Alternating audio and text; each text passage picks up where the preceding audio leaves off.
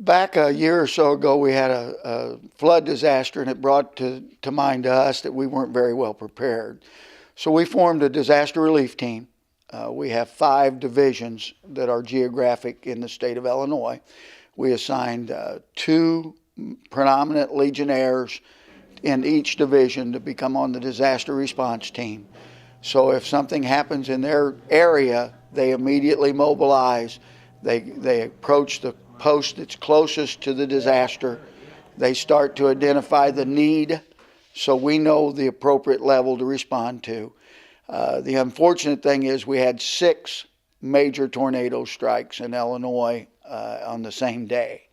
We had 2 to the north, 2 in the central part, and actually 2 in the south. So each of those regions kicked in. They immediately contacted that post to see if the post first was damaged, to see if it could be an operations center, to see what need they had identified in their own community that they needed. At that point, we concentrated on the 2 hardest hit areas, which was Gifford and Washington, and started in motion people that physically got there on the ground to figure out what was going on, what the post efforts could be. There's 2 different sides in the way we approach it. The post community outreach to help everyone in the community, and then the outreach through the NEF fund to identify our own members who have been displaced so we could reach out and contact them before they scattered to the 4 winds.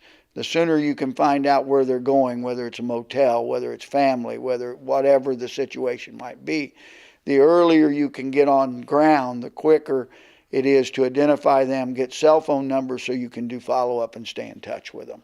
So that's kind of what we did in each area, designating the 2 hardest hit is where myself and some of the department staff kicked in addition to the disaster response team.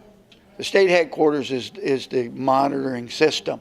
As the person like in Coal City Diamond, which is in the northern part of our state, that division representative physically went to Coal City Diamond, met with the post commander, identified the needs, tried to identify our people who were affected first, and then helped them coordinate what level of response they could do. Well, we've learned a lot of lessons.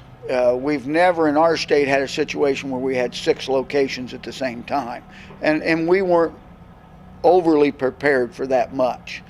We're going to now draw an SOP that anyone can take that says on day 1 you do these 3, 4, 5 things. On day 2 you do these things.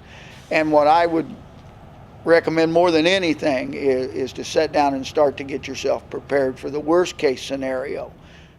Hopefully it'll never happen, and hopefully it'll happen very seldom.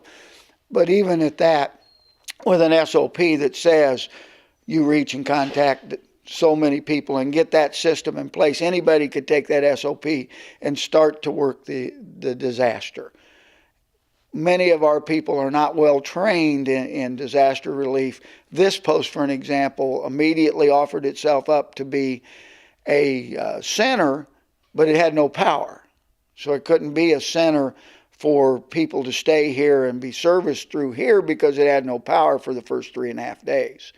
So those are things that we want to put into our SOP and get some guidance so a person can say, okay, these are some of the things we should be doing.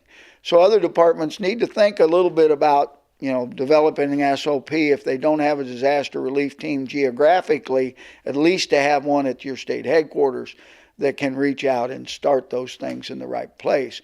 We've got great volunteers. We've got great Legionnaires. We've got great posts that are willing to do anything to help another veteran. But they've got to be organized or it just becomes chaos.